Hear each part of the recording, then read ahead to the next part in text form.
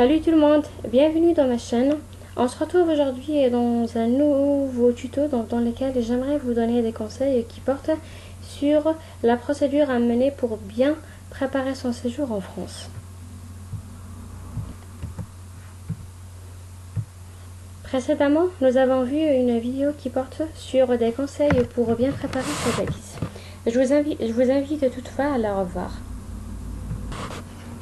Le tuto d'aujourd'hui va porter à la fois sur les démarches administratives que doivent faire les futurs arrivants en France, qui par l'occasion doivent avoir leur visa, et je tiens à les féliciter, et j'espère toute la réussite aux gens qui vont bientôt déposer.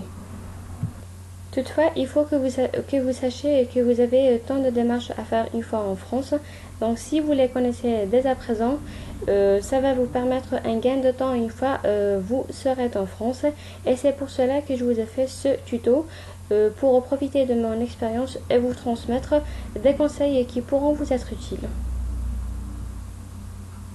L'ensemble de ces démarches, ils sont au nombre de 6 que j'ai tenu à citer, donc selon leur ordre d'importance et par ordre chronologique.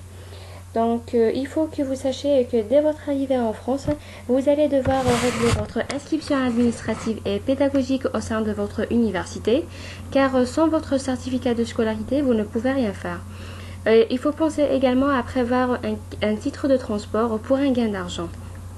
Et en un second temps, il faut que vous régliez donc votre lieu de résidence, que ce soit dans le Crous ou bien chez des particuliers. Cela donc va rester relatif au cas de chacun.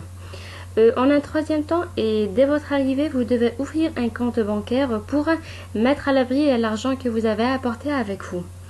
Une quatrième étape, elle va consister à une demande des APL, des aides personnalisées de logement auprès de la CAF.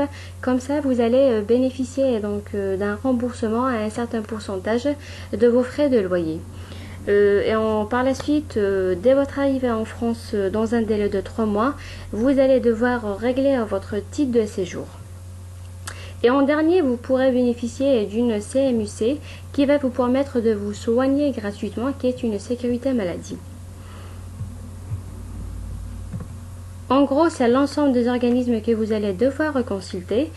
Si ça vous intéresse, abonnez-vous à ma chaîne, comme ça dans les prochains tutos, je vais essayer de vous donner des conseils et détailler chacune de ces procédures, donc pour vous donner des conseils pratiques et tirer profit de mon expérience.